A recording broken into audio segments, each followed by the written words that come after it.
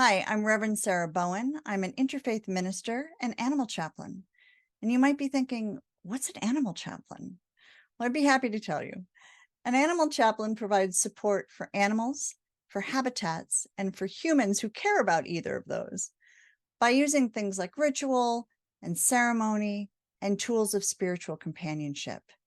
Things that are available to ministers, to spiritual counselors, to people in healing professions.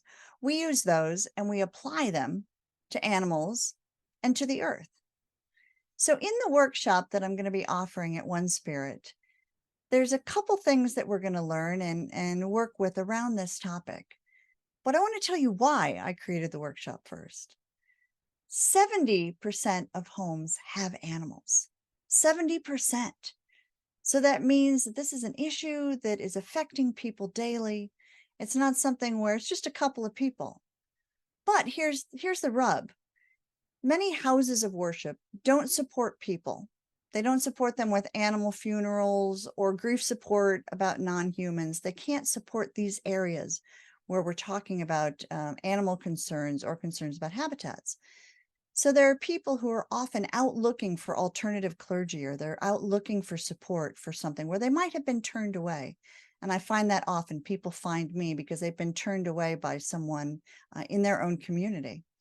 So interspiritual ministers, spiritual directors, those of us working in these fields have a great, great opportunity to companion people who are underserved by their religious community, or people who are unaffiliated and are not sure where to go when their hearts are being ripped out, right? Because they've just lost someone who's very, very dear to them, a four-legged, who they consider a family member.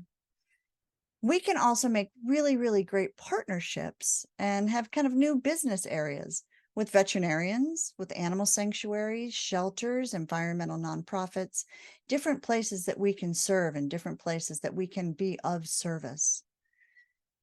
And finally, more and more people are interested in how can we honor the earth? How can we draw attention to environmental issues? How can we do these in ways that don't culturally appropriate either? So habitat memorials are great advocacy tools, and they're great ways to provide community support. So here's what we'll do in the workshop. The first thing we'll do is we're going to learn about how animals grieve. It's a little different than how humans grieve. So we're going to learn, how do they grieve, and what do they do when there's a loss in their family as well. We're going to learn how to make animals comfortable at the end of their life, and to support people in helping make their animal family members comfortable. Then we'll explore what's important in life transition rituals. Little different factors come into play when we're talking about dogs and cats and when we're talking about humans. There's also some important legal and medical considerations that you need to know about.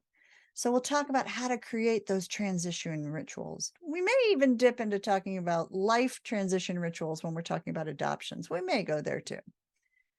We'll talk about how to create animal funerals, especially when you don't have a lot of information about the spiritual or religious beliefs of the humans who are asking you for them.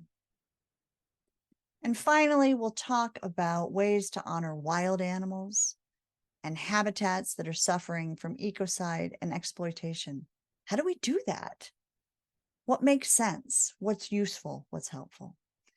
So after the workshop is over, I hope what you're able to do is to step away, stepping more fully into your love of animals, your love of nature in a more professional way as part of your ministry or part of your spiritual counseling or part of your healing practice, however you serve the world, that you'll be more able to fully step into that when it comes to critters.